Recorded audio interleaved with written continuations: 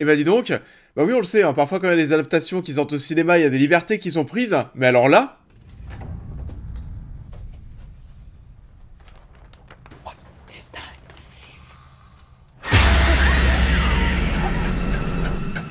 Bonjour à tous, j'espère que vous allez bien, on se retrouve aujourd'hui pour parler d'Ultin Down, nouvelle adaptation de jeux vidéo au cinéma. Il y en a de plus en plus, on le sait, on a parlé d'ailleurs tout dernièrement de Minecraft, qui cartonne, vraiment, voilà, qui cartonne en salle, et du coup, vu le carton de Minecraft, je pense que les adaptations de jeux vidéo au cinéma, c'est pas terminé. On adapte cette fois-ci le titre de PlayStation qui est sorti à 10 ans, que j'ai fait bien entendu sur PS4, et du coup, qu'est-ce que ça donne, cette nouvelle adaptation Ultin Down, c'est parti, on en parle. Ultin Down, La mort sans fin, est réalisé par David S. Sandberg, le réalisateur de Dans le Noir, Annabelle 2, mais aussi des deux films Shazam. Un an après la mystérieuse disparition de sa sœur Mélanie, Clover et ses amis se rendent dans la vallée reculée où elle a disparu pour chercher les réponses. Alors qu'ils inspectent une auberge de jeunesse abandonnée, ils se retrouvent traqués par un tueur masqué et horriblement assassinés un par un. Et du coup, oui, aujourd'hui, nouveau film PlayStation Productions, c'est vrai que ça me fait toujours un petit quelque chose lorsque je vois le logo apparaître à l'image, avec voilà tous les personnages cultes de chez PlayStation, et vous le savez, je suis très PlayStation, donc forcément ça me fait un petit quelque chose, et les licences, je les connais très bien, et les adaptations de ces jeux au cinéma, on en parlera bien sûr sur la chaîne. On a déjà parlé d'Uncharted, de Gran Turismo, de The Last of Us, qui est actuellement diffusé pour sa saison 2. On va avoir aussi visiblement des séries God of War et Horizon, des films Ghost of Tsushima et Death Stranding. On en a parlé dernièrement sur la chaîne, comme quoi les adaptations de jeux vidéo au cinéma, ça recommençait un petit peu à repartir en couille, mais on sent que oui, la brèche a été de nouveau ouverte, et que là on essaye d'adapter plein de choses au cinéma, même si parfois ça n'a pas forcément de sens. On dirait même que l'âge d'or des adaptations de super-héros au cinéma est en train de se conclure pour laisser place, justement, à l'ère des adaptations de jeux vidéo au cinéma. Et quand on voit le succès de Minecraft, je pense que ça va continuer. On va donc certainement vouloir adapter un petit peu tout et n'importe quoi, on connaît la musique avec Hollywood, et Ultin Down...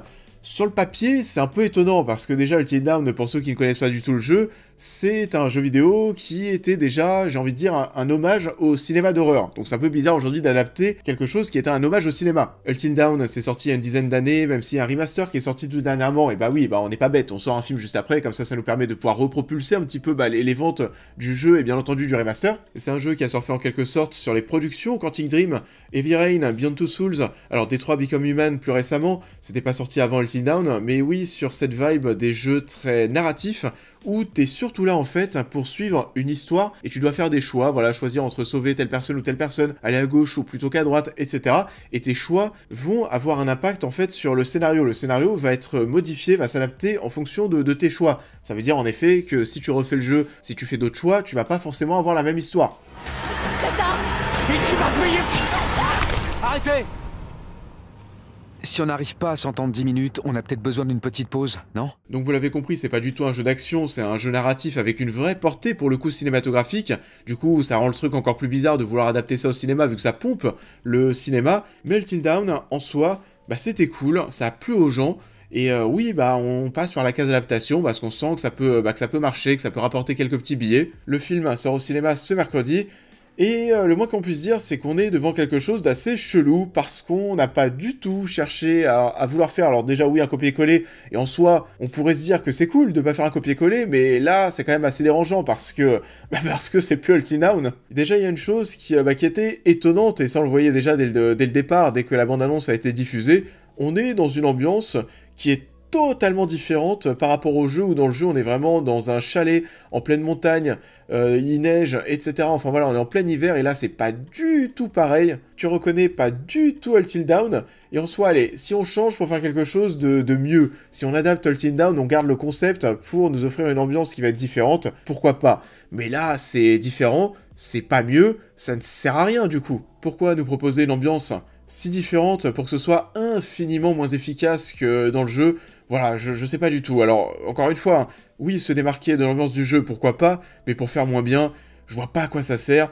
Mais il y a pas que ça, il y a pas que l'ambiance du jeu, il y a pas que cette atmosphère enneigée qui change, parce que le concept même d'Until Dawn, en fait, n'est même plus présent. Là, pour le coup, il y a vraiment de très très grosses libertés qui ont été prises au niveau du scénario. Et oui, je pense que les fans du jeu ne vont pas comprendre. On retrouve quand même au moins un petit groupe de personnages, un groupe d'amis qui vont se retrouver dans un endroit isolé et va se passer pas mal de choses qui vont pas être très très fun. L'objectif dans le jeu, c'est de réussir à se sortir de situations quasiment désespérantes pour réussir à survivre jusqu'à l'aube. Oui, c'est dans le titre, Until Dawn. Sauf qu'ici, en fait, on a voulu adapter l'un des gros points forts d'Until Dawn, sa rejouabilité. On en parlait, vous pouvez refaire le jeu plusieurs fois en faisant des choix différents, bah ça sera une histoire différente.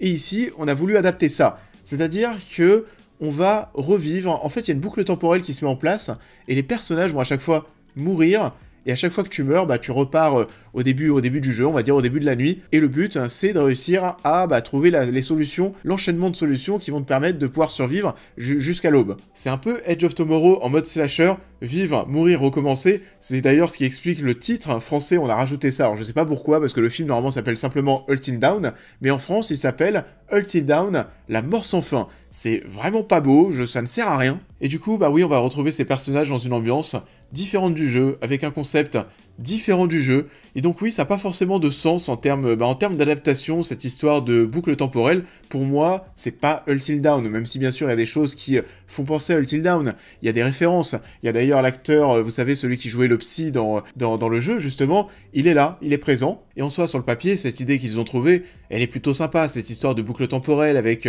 cette histoire de nouvelle nuit, nouveau scénario, on est en quelque sorte, vous savez, dans un escape game, ça rappelle un peu le côté jeu, mais encore une fois, c'est plus Until Dawn, que ce soit en termes d'ambiance, de mécanique. En fait, c'est un autre film d'horreur avec un concept particulier, mais comme on en a 10 par an, en fait. Every night, something new is trying to kill us.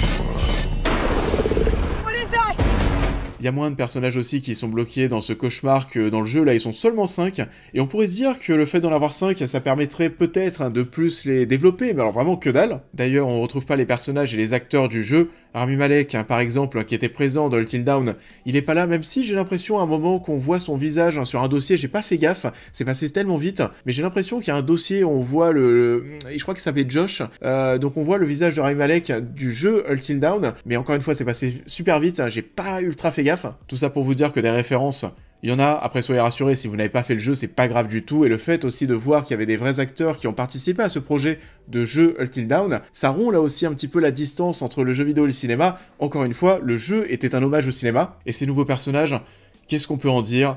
Ils sont pas intéressants, ils sont pas marquants, ils sont pas plaisants à suivre, c'est des têtes à claques, ils ont l'air un peu stupides. Non vraiment, pour le coup, ça aussi, c'est pas du tout une réussite.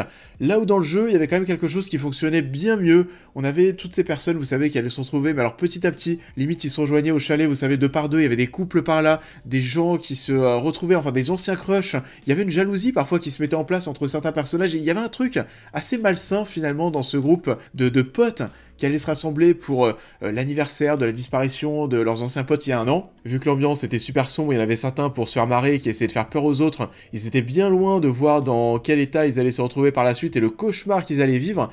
La carte, j'ai envie de dire, le chalet, l'endroit finalement où se retrouvent ces personnages était aussi bien plus grand, ce qui fait qu'ils étaient parfois assez séparés, ils allaient vivre finalement des malheureuses péripéties, chacun dans leur coin. Dans le film, ils sont quand même très souvent ensemble, et lorsqu'ils se séparent, ils sont pas très très loin les uns des autres.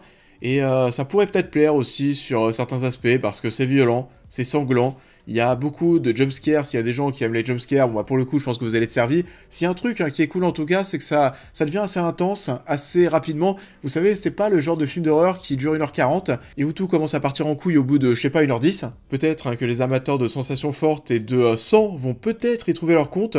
C'est peut-être d'ailleurs un film qui va plus plaire à des gens qui ne connaissent pas le jeu qu'aux gens qui connaissent le jeu, parce qu'encore une fois, c'est pas forcément une vraie adaptation d'Until Dawn, et on a beaucoup parlé, vous savez, de l'ambiance qui n'était pas la même, le chalet, la neige, etc. On a un teasing à la fin du film, alors un teasing qui est vraiment balancé de manière ultra gratos, c'est limite une scène post-générique qui est balancée à la fin du long métrage, où oui, là on te vend un petit peu plus l'ambiance Until Dawn pour une potentielle suite. Est-ce qu'on en aura une ? J'en suis vraiment pas sûr, et je pense vraiment qu'on aurait dû commencer directement par ça, par la neige, le chalet, et ensuite partir sur d'autres choses. Là, pour le coup, en termes d'adaptation, c'est vraiment n'importe quoi, c'est pas fidèle, c'est un non-sens total. Donc, J'attends désormais vos commentaires pour savoir ce que vous avez pensé du film, et dites-moi aussi d'ailleurs si vous avez déjà joué au jeu, oui ou non. Je vous invite, comme d'habitude, à liker cette vidéo, à me suivre sur tous mes réseaux, à vous abonner, à devenir membre soutien si vous souhaitez soutenir mon travail, et on va se retrouver prochainement pour parler de Neza 2. 欠你的都还清了。哪吒，下次见面，是敌非友。 Alors ça, je vous avoue que c'était pas forcément sûr qu'on en parle, mais vu le succès colossal du film au box-office international, j'avoue que je suis assez curieux de voir ce que ça va donner. On est quasiment à 2 milliards de recettes au box-office mondial. Oui, 2 milliards, ça en fait un des, un des top 10, des films qui ont réalisé le plus de recettes. Et c'est un succès qui est absolument dingue, surtout en Chine. Est-ce que ça sera le même succès un peu partout dans le monde? On verra, on en parle très vite. En attendant, je vous souhaite à tous une très belle fin de journée, une belle continuité de semaine, et je vous dis à très vite.